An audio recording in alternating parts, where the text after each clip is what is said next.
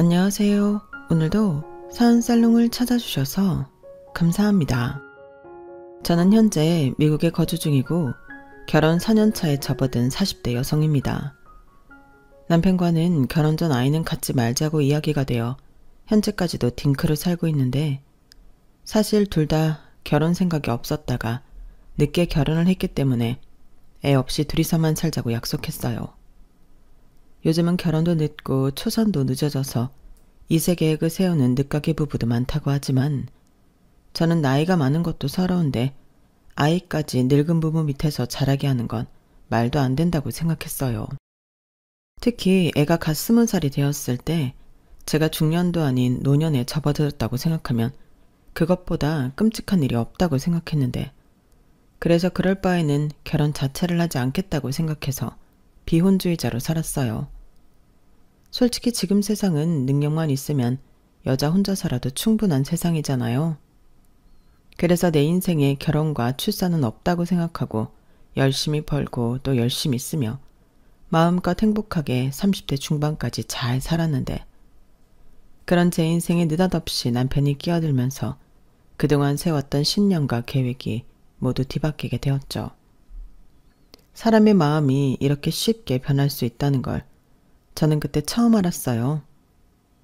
남편은 저보다 1살 많은 자칭 오빠였는데 말이 오빠지, 1살 차이라고 하지만 개월수로 따지면 친구나 다름이 없었죠.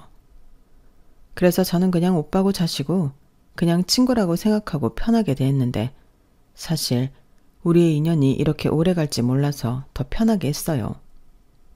그 이유는 저희 둘이 여행 중에 만났거든요. 그것도 멀다고 하면 먼 프랑스 파리에서 만났는데, 남편이 그 멋있는 엘페탑 앞에서 사기를 당하고 있더라고요. 간혹 아시아인을 상대로 사기를 치는 나쁜 인간들이 있었는데 저도 당할 뻔했거든요. 그리고 저 같은 사람, 그것도 같은 나라 사람을 보니 그냥 두고만 볼 수는 없었는데요. 남편은 그게 사기라는 생각도 못하고 서툰 영어를 열심히 하면서 적극적으로 사기꾼에게 넘어가고 있었어요. 그러니 저는 같은 나라 사람으로서 남편을 모른 척할 수는 없었는데, 제가 원래 좀 그런 성격이거든요. 불의를 보면 못 지나가요. 하물며 같은 동포라면 이건 뭐 말할 것도 없는 일이었는데, 남편은 너무 고맙다며 저에게 밥을 사주겠다고 하더군요. 너무 고맙다고요. 솔직히 그 밥 안 얻어먹어도 그만이긴 했는데, 제가 그때 파리에 보름 정도 있을 때라 한국 사람과 편하게 이야기하고 싶어 기꺼이 응했어요. 그리고 생각보다 말이 잘 통해서 저희는 나이도 엇비슷하고 그날부로 친구 사이가 되기도 했는데요. 그러면서 자연스럽게 이런저런 얘기를 주고받았죠. 그때 결혼에 대해 각자의 생각도 이야기하게 되었는데, 남편과 저는 우리 나이에 결혼은 불필요하다고 생각하는 점이 잘 통했어요. 그리고 저와 달리 남편은 결혼까지 생각했던 여자와 오랜 시간 연애를 하다 헤어지면서 그 전의를 잃어버렸다고 했는데, 원래 남의 연애사는 재밌잖아요. 그래서 남편이 결혼을 포기하게 되었다는 사연을 흥미진진하게 들었는데, 남편은 자기 얘기를 잘 들어준 저에게 호감을 느끼는 것 같았어요. 사실 저는 그런 스토리는 없었거든요. 하지만 남편의 말을 들으니 어쩐지 남편의 마음 깊이 공감이 되었는데, 저라도 그럴 것 같았죠. 그런데 남편의 집은 남자는 혼자 살면 추하다고 늦게라도 꼭 장가를 가라고 하면서 결혼을 포기하지 않았다고 했는데요. 심지어 만날 여자가 없으면 선자리라도 마련해 주겠다고 결혼에 대해 강한 의사를 보이시고 계시다 했어요. 그러니 그런 잔소리가 너무 싫어 도망치듯 파리행 비행기를 끊었다고 했는데, 남편이 하는 일은 재택근무도 가능해서 해외에 있어도 와이파이만 있으면 문제가 없다고 하더라고요. 그에 반면 저는 회사에 1달짜리 휴가를 내고 1달 동안 영국과 프랑스를 오가며 지내는 계획으로 떠나왔는데, 하필이면 남편과 만났을 때가 제가 다음날 영국으로 가기로 되어 있던 날이었어요. 그러니까 오늘 마음 맞는 친구를 만났는데 내일이면 헤어져야 하는 상황이었고, 그런 이유 때문인지 저희 두 사람은 더욱 헤어지기 싫은 듯 함께 시간을 보냈는데요. 결단코 이성적인 호기심보다는 오랜만에 말이 잘 통하는 사람을 만나 신이 났던 것 같아요. 그러니 훗날 둘이 부부가 될 줄도 모르고 그날 별의별 이야기를 다 했는데 남편이야 다음 일정이 없어 부담이 없었지만 저는 짐도 싸야 하고 공항도 가야 했으니 사실은 그러고 있으면 안 됐거든요. 하지만 오늘 헤어지면 못 만날지도 모른다는 생각에 밤을 꼴딱 새우면서 남편과 함께 있었고 그 뒤 무사히 런던행 비행기에 오르긴 했지만 제 남은 여행은 온통 남편과의 인연이었어요. 영국 여행 중에도 저희 두 사람은 통화도 하고 문자도 하고 이야기를 멈추지 않았는데 그만큼 이야기 코드도 잘 맞고 얘기가 있었거든요. 그런 감정을 참 오랜만에 느꼈던 것 같았는데 내 또래에 그것도 다른 이성의 이야기를 듣는 게 그렇게 재미있는 일인지 그때 처음 알았어요.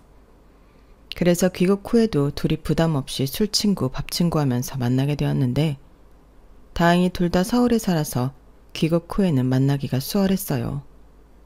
그렇게 한 1년 넘게 친구 사이로만 지냈을까? 미묘한 감정이 저희도 모르게 스며들었고 저희는 연인 사이가 되기로 했는데요. 남편은 남자친구가 된 이후 더 자상한 사람이 되었어요. 하지만 저는 여전히 결혼에 대한 생각은 없었고 그냥 이런 남자친구가 있다면 평생 연애만 하고 살아도 될 것 같은 기분이었는데요. 시간이 지나면서 남편은 결혼에 대한 생각을 하게 되었다며 조심스럽게 이야기를 꺼냈어요. 그때는 솔직히 당황했었죠. 저도 그렇지만 남편도 저랑 같은 생각을 하고 있을 거라고 생각했었으니까요. 그러니 느닷없이 튀어나온 결혼 이야기에 저는 벙쪄 있을 수밖에 없었는데 고민 끝에 저는 남편과 헤어지는 게 낫겠다는 판단을 하게 되었어요. 저는 정말이지 결혼에 자신이 없었거든요. 그래서 남편에게 이렇게 서로 바라는 게 다르다면 어쩔 수 없지 않냐고 헤어지자고 했는데 남편은 그럴 수는 없다고 하면서 결혼 이야기는 못 들은 걸로 해달라고 하더군요.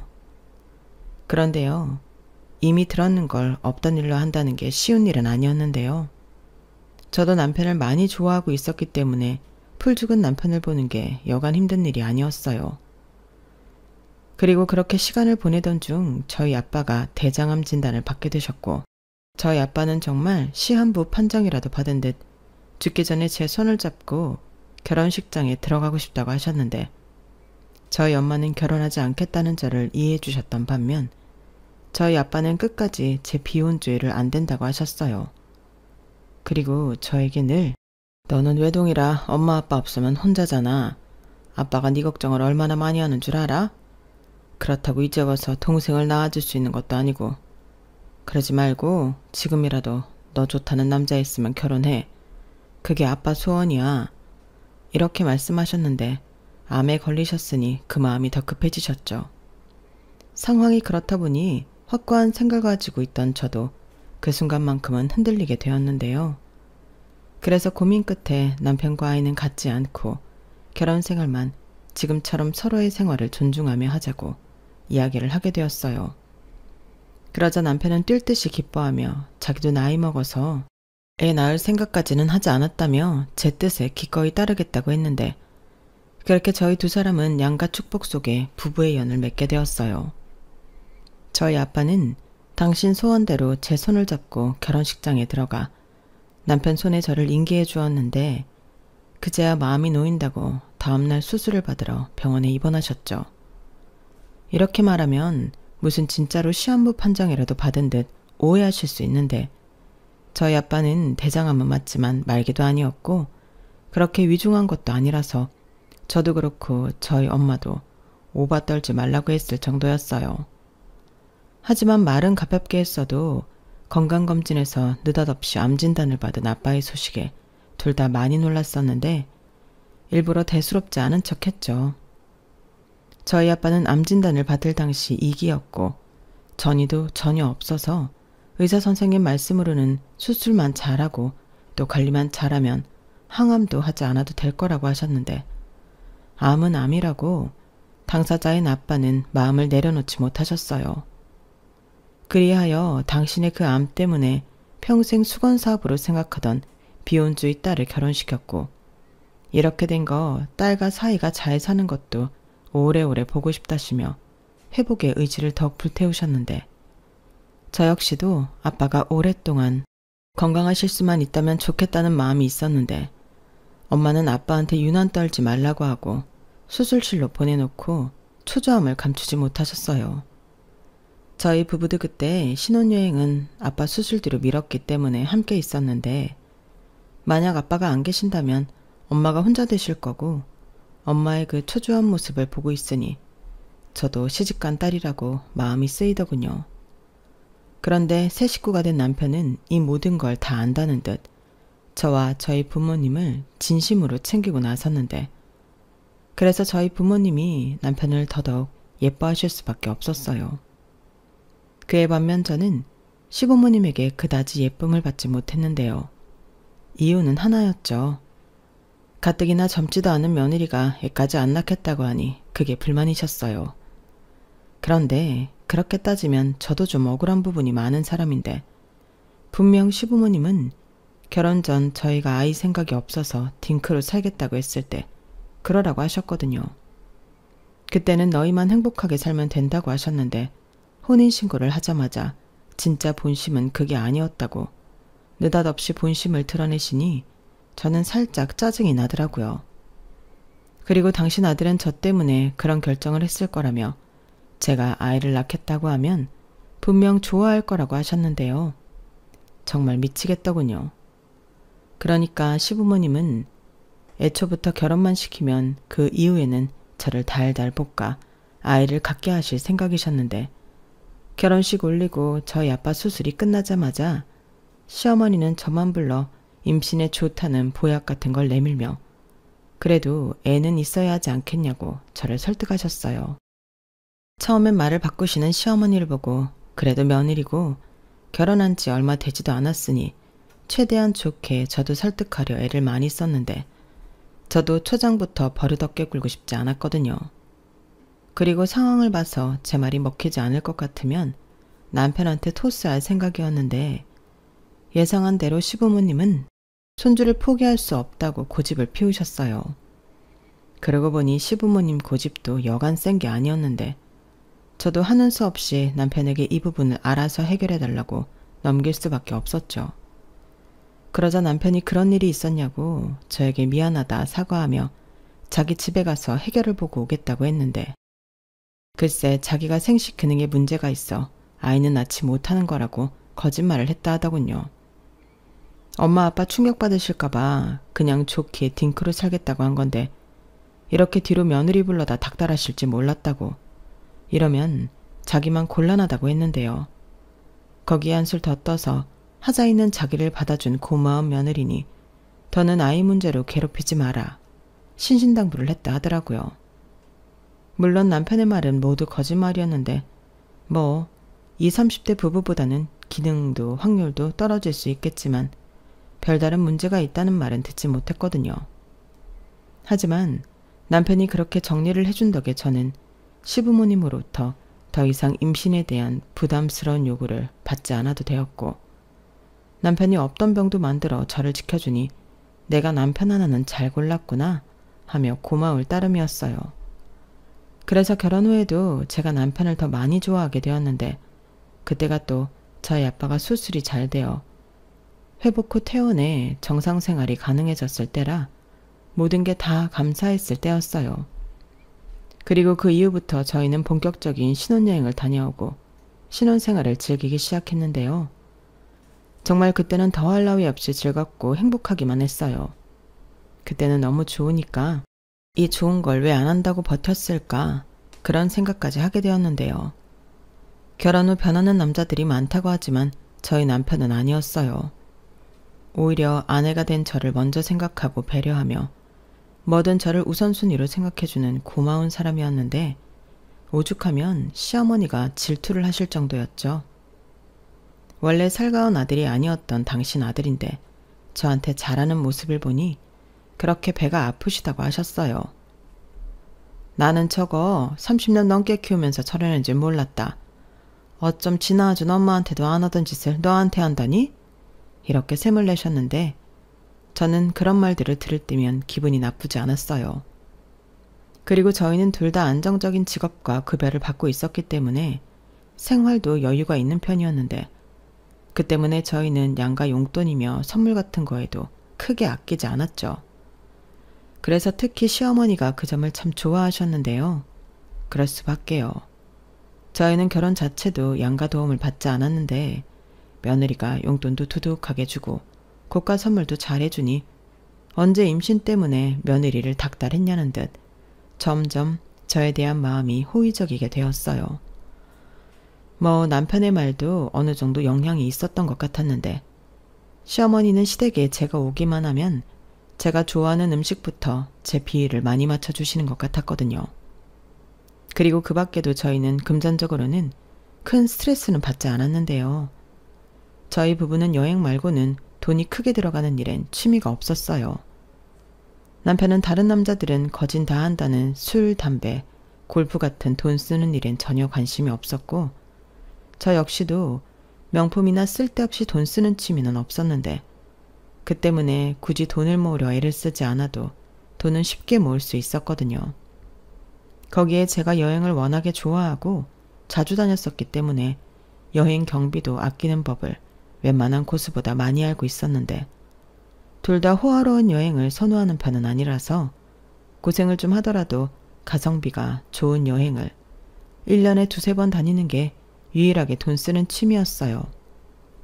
그러니 이세 계획도 없는 저희 부부가 돈 거릴 일이 없었는데 그러던 중 남편의 11살 아랫동생인 신우가 혼전 임신을 했다며 결혼 이야기가 나오게 됐고 집안은 시끌시끌하게 됐어요.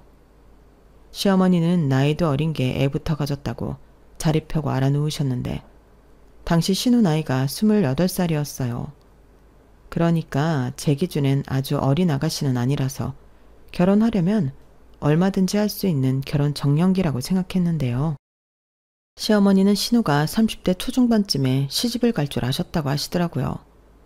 그런데 속도 위반까지 했으니 결혼이 많이 급해 보였고 정작 사고친 신우와 그 예비 남편 창피한 줄 모르고 좋아했어요. 요즘은 뱃속에 혼수로 아기 갖고 결혼하는 부부 많아요. 불임이다 난임이다 난리도 아닌데 우린 그런 것도 없이 바로 애를 가졌으니 얼마나 다행이에요. 신우가 저렇게 말했는데 그렇게 손주 타령 노래를 부르시던 시부모님은 고개를 절레절레 헛기침만 계속하셨죠. 그리고 그렇게 딸의 결혼이 못마땅한 다른 이유를 저는 상견례 때 알게 되었는데 그 상대 남자가 이런 말 미안하지만 참 별 볼 일 없는 사람이었어요. 대학은 다니다 적성에 안 맞고 돈도 없어서 때려쳤다고 하고 딱히 적성에 맞는 일을 찾지 못해 호프집에서 아르바이트를 한다고 했는데 둘이 그 호프집에서 같이 일하다 눈이 맞은 거였어요. 그러니까 신우도 딱히 내세울 게 없었고 그 남자도 가장의 애아빠가 되기엔 준비가 부족해 보였는데 그러니 시부모님은 걱정이 태산 같으셨던 거였죠. 일단 당장에 결혼을 시킬 돈도 양가가 없다는 가장 큰 문제였는데 저희야 저희 힘으로 결혼을 했다지만 신우는 아니었어요. 당연히 모아놓은 돈도 없었고 예비 사이도 피장파장이었는데 정작 사고를 친 두 남녀는 집에서 알아서 결혼을 시켜줄 거라고 별다른 생각이 없어 보였어요. 저희 시어머니 말로는 아니 아들을 장가 보내려면 그 집에서 신혼집이랑 결혼식 준비 정도는 해줘야 하는 거 아니니? 근데 무슨 놈의 집구석에 애들 월세 얻어줄 보증금도 못 해준대. 이게 말이나 되는 소리야? 그럼 아들 단속을 잘했어야지. 라며 그 집에 대해 불만이 많았는데요. 이런 말 좀 죄송하지만 저희 시부모님도 딱히 여유가 있으신 분이 아니었어요. 딸 시집 보내는 것도 돈이 꽤 들어가는 일인데 시부모님은 전혀 감도 못 잡고 계시더라고요. 오로지 남자가 다 해와야 한다는 식으로 말씀을 자주 하셨는데 저는 그건 아니지 않나? 속으로 생각할 뿐이었어요. 신우가 제 딸도 아니고 제가 나설 이유가 없으니까요. 그런데 그 엄한 불똥이 저희 부부에게 튀었고 시어머니가 저희 부부를 부르시더니 대뜸 너희들은 혜정이 결혼할 때 얼마나 보탤 생각이냐? 이렇게 물으셨는데 기분이 좀 언짢았어요. 저는 저 혼자 생각으로 500만 원 정도 생각하고 있어서 냉장고를 사주던 TV를 사주던 할 생각이었는데 얼마를 보탤 거냐고 콕 집어 액수로 물어보시니 입이 턱 하고 막혔거든요. 그리고 남편 역시도 그런 생각은 전혀 하고 있지 않았는지 우리도 보태야 하는 거야? 라고 했는데 시어머니는 당연한 거 아니냐고 발끈하시더군요. 그럼 너는 하나뿐인 동생이 시집을 가는데 오빠가 돼서 땡전 한 푼 안 주려고 그랬어? 그러지 말고 너희들이 우리 식구 중에 제일 여유가 있으니까 애들 신혼집만 마련해줘라. 그럼 우리도 사돈한테 큰소리 칠 수 있고 우리 혜정이도 시집가서 기 안 죽고 살 수 있으니 좋잖아. 집이 우리 딸 건데 혼수도 할 필요 없고 어때? 이런 소리를 하시는데 황당했어요. 집이 한두 푼도 아니고 결국엔 우리 부부이므로 딸 시집도 보내시겠다는 속셈이신 건데 너무 도둑심보라서 저도 표정관리가 되지 않았어요. 그러니 당연히 남편은 제 눈치를 보기 바빴고 일단 생각 좀 해보겠다고 서둘러 그 자리를 피하려 했는데 집에 와서도 혼자 고민을 많이 하는 듯 보였어요. 그래서 저는 괜히 섣불리 말을 했다가 실수할 수도 있을 것 같아 그날은 피곤해서 일찍 잔다고 방에 먼저 들어갔는데요. 남편은 새벽 2시가 넘어갈 때도 거실에서 고민만 하고 있었는데 제가 주방에 물을 마시러 슬쩍 나갔을 때도 남편은 연신 뭘 알아보는지 인터넷 검색만 하고 있더라고요. 그리고 다음날 아침에 출근 준비를 하는데 남편은 피곤한 모습으로 퇴근 후 할 말이 있다고 밖에서 밥을 먹자고 했는데 저는 알겠다고 했어요.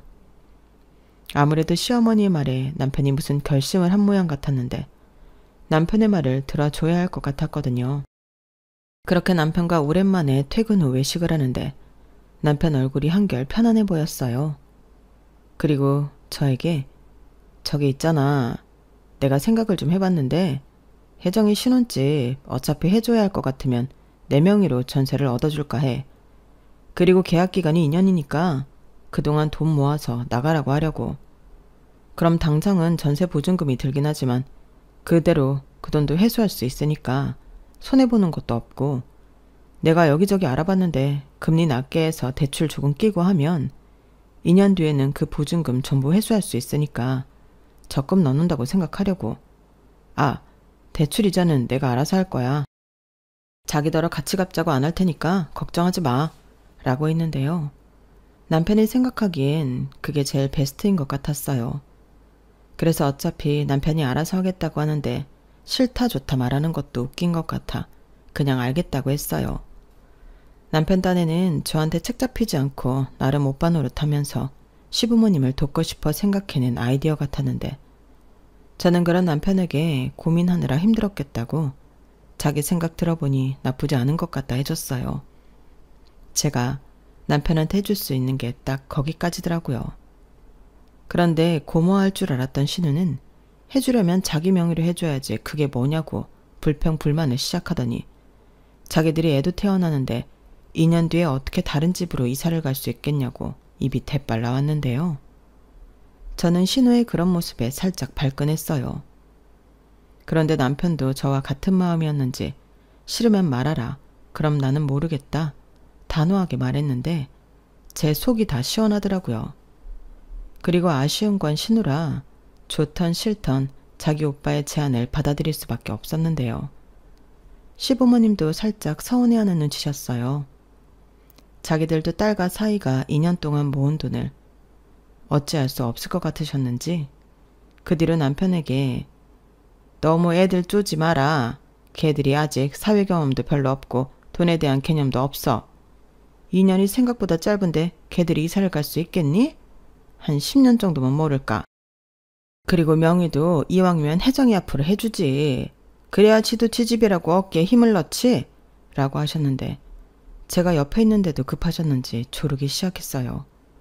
물론 남편은 안 된다고 했죠. 엄마, 나도 대출 받아서 해주는 거야. 엄마가 보기엔 내가 돈이 엄청 많아 보이나 본데 아니라고. 그리고 나 이제 혼자 아니거든. 내 와이프 생각은 안 해? 엄마가 우리 결혼할 때 뭘 해줬나? 이 정도 해주는 것도 큰 결심이고 우리 와이프 아무 소리 안 했어. 이게 뭐 쉬운 일인 줄 알아? 그야 알지. 고마워. 근데 이왕 하는 거면 기분 좋게. 이 이상 더 요구하면 기분은 더 안 좋을 것 같아. 엄마, 나 기분 안 좋으면 하고 엎어버릴 수도 있어. 내가 못할 것 같아? 그냥 애들 지들이 알아서 시골리고 살라고 해. 나는 상관없으니까. 이런 식의 대화가 오고 갔는데 결국 남편의 뜻대로 하기로 하고 신우는 결혼식을 올렸어요. 남편이 신혼집을 해주긴 했지만 조건이 붙었다 보니 시부모님은 당신 계획대로 무일푼으로 딸을 시집 보낼 수는 없었죠. 그래서 계산에도 없던 빚까지 지면서 결혼식 반반 비용과 간단한 혼수를 준비하셨다고 했는데 시부모님 입장에서는 남편 고집 때문에 빚까지 진 것이라 마음이 좋지 않으셨던 것 같아요. 그래서 이미 다 끝난 마당인데도 남편을 계속 설득하려 하셨는데요. 저는 그때 살짝 시부모님에게 실망감과 정이 떨어졌어요. 원래 마음 가는데 돈도 간다고 그런 마음이 드니 예전처럼 용돈이나 선물은 잘 하지 않게 되더라고요. 당연히 시부모님은 그 점을 대놓고 서운해 하셨는데 저 역시도 시부모님에게 섭섭한 마음이 있어 알아도 모른 척 했네요. 그렇게 저와 시부모님의 사이가 점점 멀어지는 가운데 신우는 결혼한 지 5개월 만에 사내아이를 출산했고 시부모님은 신우가 낳은 아이를 친손녀처럼 예뻐하셨어요. 아주 물고 빨고 기쁨을 감추지 못하시더라고요.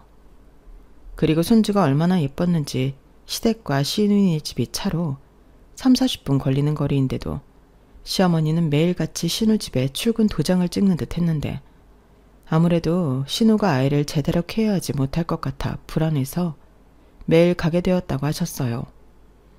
그리고 신우는 매일같이 자기 엄마가 와서 애도 봐주고 청소도 해주고 밥도 해주니 살도 찌고 신수가 훤했는데 몸이 편하긴 했는지 첫 조카가 돌이 되기도 전에 둘째를 가졌다고 하더군요. 결국 그걸로 신우와 매제가 당장 이사는 어려울 것 같다고 저희 부부를 찾아와 부탁을 했는데 차마 시조카가 둘이나 생기는 마당에 매몰차게 안 된다고 하기엔 마음이 약해졌어요.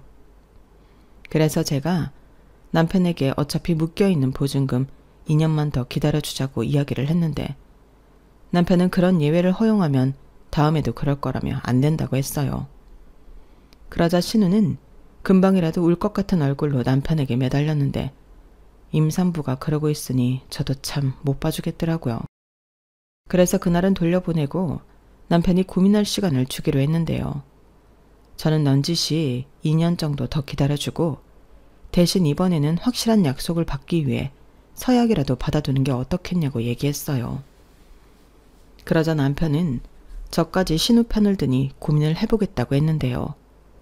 결국 신우 사는 오피스텔을 주인에게 2년 더 연장하겠다고 했어요. 그런데 오피스텔 주인이 그러려면 보증금 1,000만 원을 더 올려달라고 했는데요.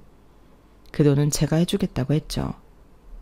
저도 계약 연장에 한 몫을 했으니 남편더러 모두 부담하라고 할 수는 없었거든요. 그리고 마침 만기가 되는 적금도 있어서 그걸 쓸 생각이었어요. 그 적금은 제가 남편이랑 다시 프랑스에 가고 싶어 넣어두던 적금이었거든요. 그러자 남편은 그럴 필요 없다고 자기가 어떡하든 마련해보겠다고 했는데 그러려면 대출을 더 받아야 할 테고 나가는 이자가 아까우니 제 돈을 묶어두자고 했네요. 보증금이 어디 날아가는 돈도 아니고 그게 더 낫다고 생각했거든요. 그러자 시부모님이 저에게 언제 서운했냐는 듯 고맙다며 다시 잘해주시려 하셨는데 그 고마운 마음도 오래가진 않았죠. 신우가 제가 좀 도와줬다고 저를 만만하게 보기 시작했거든요. 걸핏하면 자기 이것 좀 대신 주문해주면 안 되냐며 인터넷 쇼핑몰 장바구니를 보냈는데 거기에 담긴 상품들은 지극히 생필품과 먹거리였어요. 그땐 좀 황당했는데 이런 것도 살 돈이 없다는 건가? 어이가 없더라고요.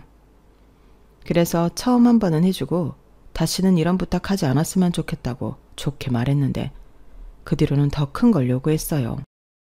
언니, 혹시 이번 달에 돈 좀 해주실 수 있어요? 저희 생활비가 부족했어요. 애기 분유도 사야 하고 기저귀도 사야 하는데 돈이 없어요. 이번 달에 카드값이 많이 나와서 그거 냈더니 진짜 손가락 빨게 생겼다니까요? 네? 그렇다고 저한테 생활비 얘기라면 급해서 그렇죠. 제가 오죽하면 언니한테 돈 얘기를 하겠어요. 제가 나가서 벌 수만 있으면 좋은데 홀몸이 아니라서 그럴 수도 없고 저도 미치겠어요. 저는 신우의 신세한탄에 솔직히 공감할 수 없었어요. 애는 뭐 누가 만들라고 등 떠밀었나요? 자기들이 좋아서 만들어 놓고 왜 엄한 저한테 징징거리는 건지. 저는 그건 좀 곤란하다고 바로 철벽을 쳤죠.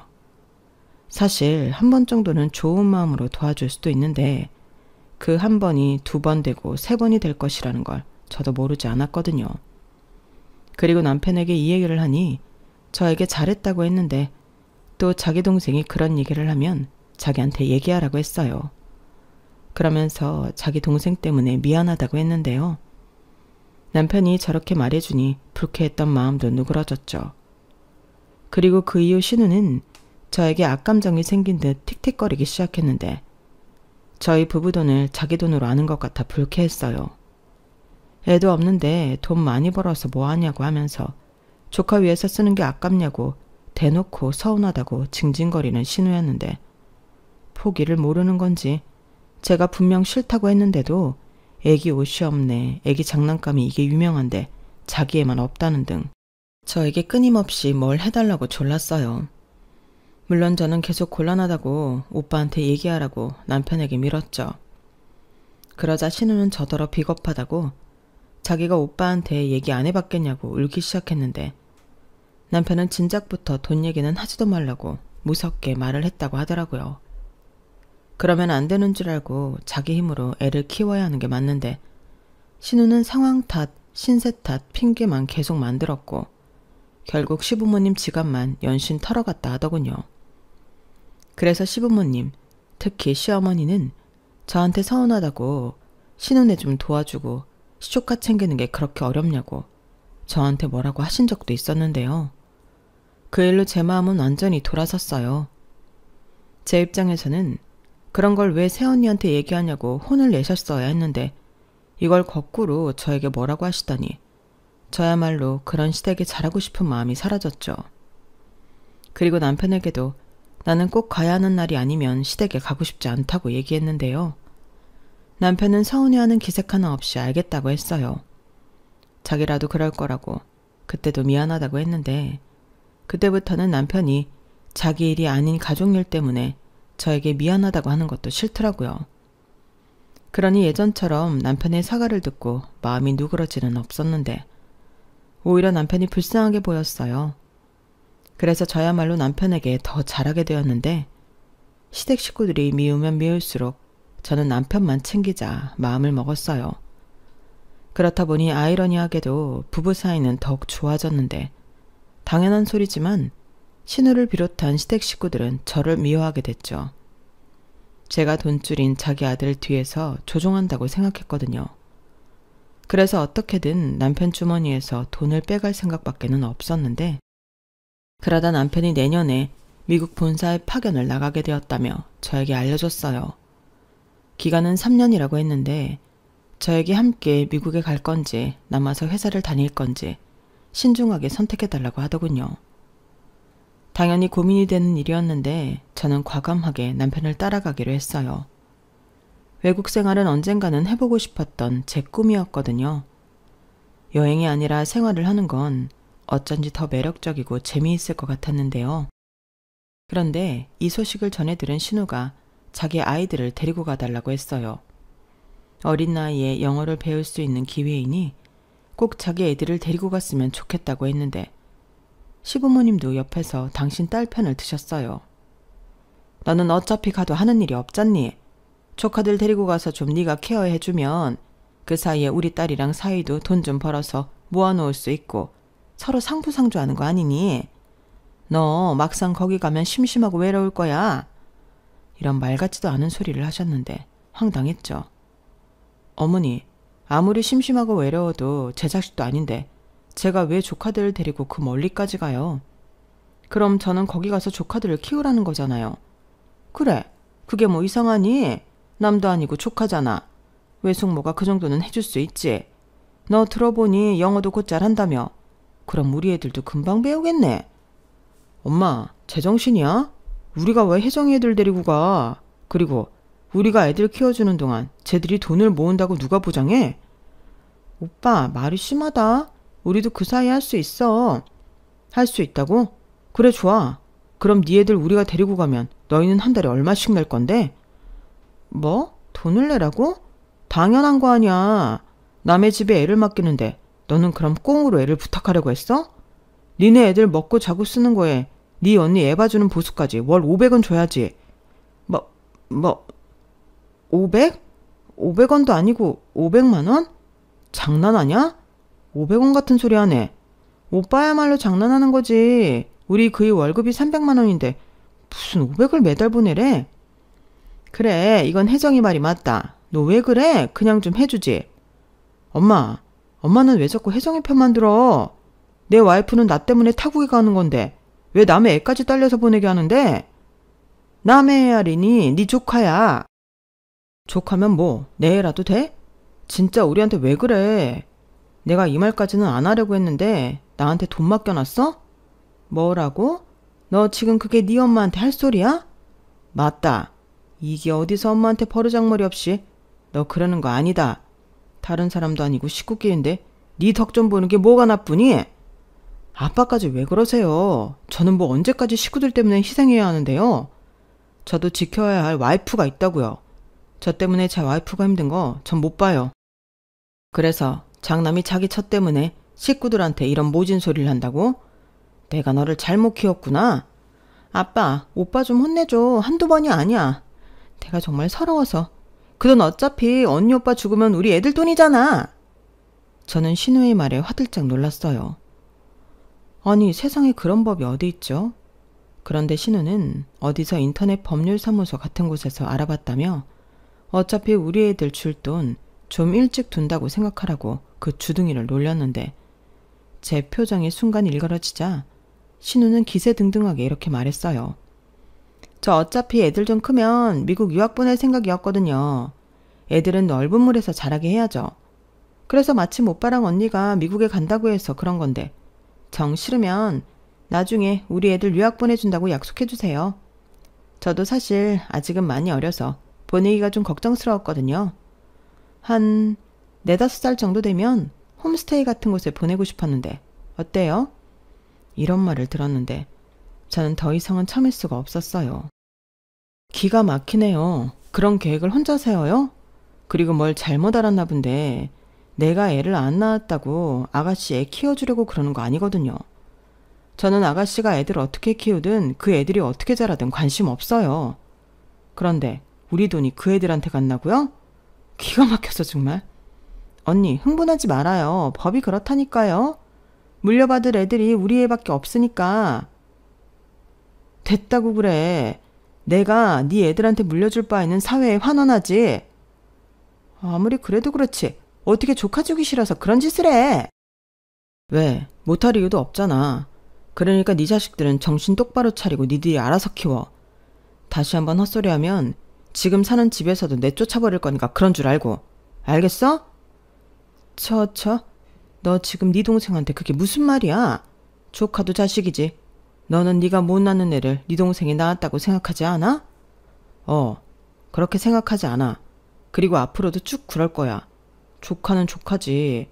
그러니까 우리한테 다시는 그런 정신 나간 소리 하지도 마. 나 미국에 가는 김에 나도 엄마 아빠랑 연 끊고 살 수도 있어. 뭐라고? 남편의 그 말에 시댁은 발칵 뒤집어졌어요. 시아버님은 당신이 쓰시던 재떨이를 집어 던지셨는데 그 때문에 시댁 거실 바닥이 난장판이 되었죠. 그리고 그게 시작으로 시누이는 울고 시어머니는 이게 다 저 때문이라고 오만 저를 끌어들였는데 저는 지금도 그때 시어머니의 말을 잊을 수가 없어요. 야, 너 이거 네가 뒤에서 추종했지? 우리 아들이 원래 그런 애가 아닌데 얘가 너 때문에 가족이랑 연 끊고 살겠다고 하잖아. 이제 어떡할 거야? 부모와 자식 간에 연 끊게 만들고 네가 내 며느리로 살 수 있을 것 같아? 그 전에는 우리 아들이 하자가 있다고 해서 내가 그런 줄 알고 넘어갔는데 지금 생각해보면 내 아들이 그럴 리가 없어. 다 너 때문이지. 네 입으로 말해봐. 아니면 내일 나랑 당장 산부인과 가든가. 시어머니는 산부인과에 가서 당신 아들이 별 문제가 없다는 것이 밝혀지면 제가 모든 걸 조종했다는 것이 증명된다고 하셨어요. 그러니 신우의 뜻을 따른 건지 산부인과에 갈 건지 선택하라고 했는데 그때 손이 부들부들 떨릴 정도로 화가 치밀더라고요. 그리고 이런 꼴을 안 보려고 결혼을 기피했던 건데 저는 처음으로 후회라는 걸 하게 되었고 신우 애를 대신 키울 바에는 그냥 이혼하겠다는 생각까지도 하던 저였어요. 그런데 이 눈치도 없는 신우가 아주 끝장을 보려고 불난집에 기름을 제대로 부었는데 뭐라고 한 줄 아세요? 오빠, 정신 차려. 오빠 너 지금 새언니한테 놀아나는 거야. 내가 알아봤는데 오빠가 죽으면 새언니가 오빠 재산 다 갖고 딴 남자랑 재혼할 수도 있어.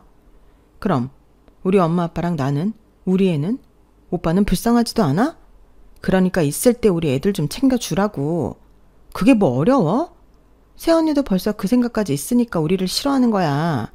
그니까 오빠 네가 정신 차리고 우리를 챙겨야 한다니까? 저는 신우의 말에 실성하듯 웃음이 튀어나왔어요.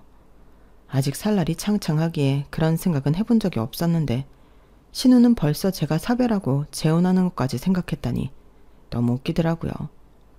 그리고 이런 저와 반대로 남편은 엄청나게 화가 났는데 남편을 알게 된 후로 처음 보는 모습으로 여기에 적을 수도 없는 욕을 신우한테 하기 시작했죠.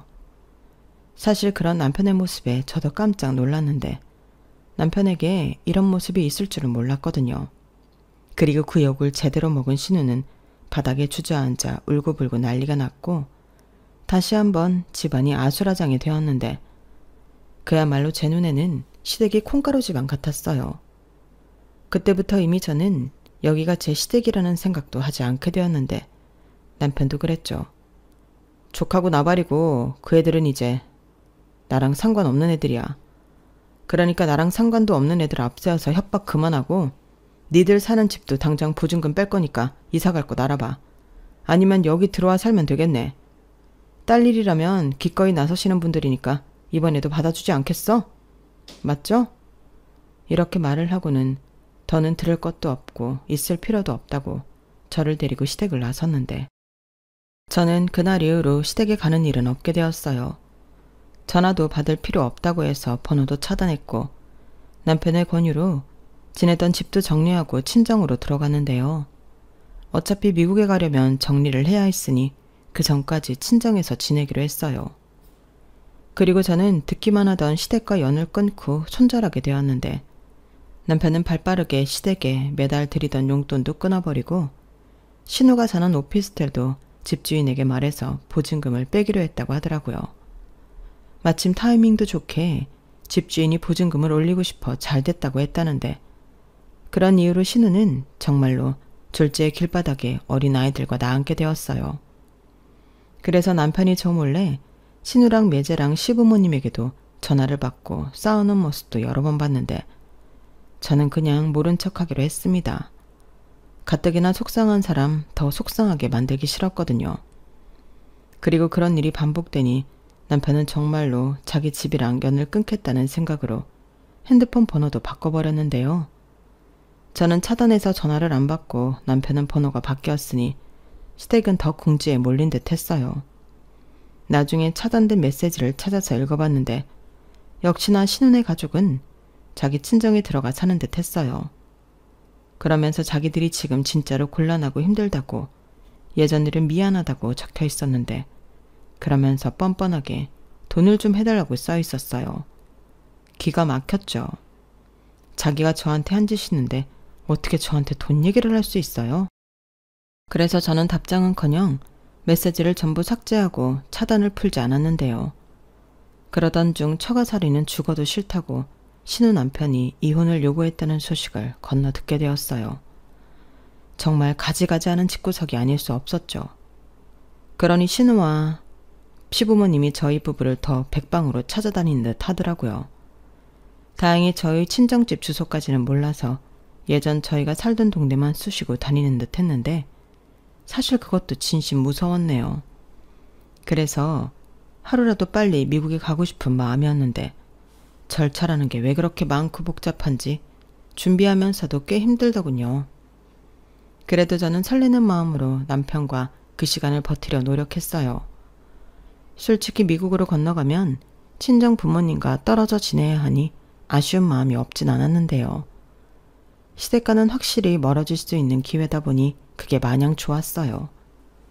그리고 그렇게 넘어간 미국 생활은 처음에는 생각처럼 쉽지는 않았는데 여행과 거주는 확실히 달랐죠. 하지만 워낙에 좋지 못한 마음으로 한국을 떠나왔고 또 새로운 생활은 정신없이 바빴으니 그건 그거대로 좋았는데요. 저는 워낙 새로운 걸 좋아했으니 제 방식대로 매사 일들을 잘 풀어나갔어요. 그리고 남편은 남편대로 열심히 해준 덕에 지금까지도 미국 생활을 잘할 수 있었는데 정들자 이별이라고 저희는 내년에 한국에 귀국할 예정입니다.